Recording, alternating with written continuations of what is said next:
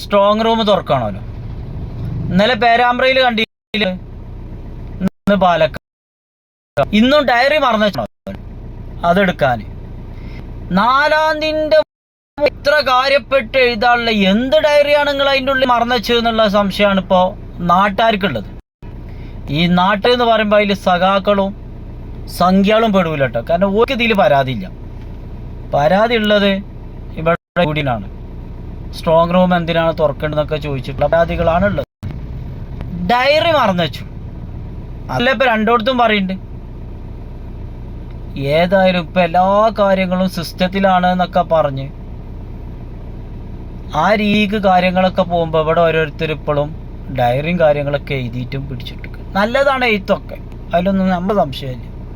പക്ഷെ ഇത് മറന്നു വെച്ച് പിന്നീടൊരു അവസരത്തിൽ തുറക്കാത്ത സമയം നോക്കി അത്ര കാര്യപ്പെട്ട് എടുത്ത് എഴുതണം എന്നുണ്ടെങ്കിൽ നമ്മൾ സംശയിക്കേണ്ട എന്തെങ്കിലും അതിലില്ലേ എന്ന് നമ്മൾ തന്നെ സംശയിച്ചാൽ നമ്മളെ കുറ്റം പറയാൻ പറ്റുമോ എന്നുള്ളതാണ് തീട്ടസംഖ്യകളോടും കമ്മിയാളോടും നമുക്ക് ചോദിച്ചാളുള്ളത്.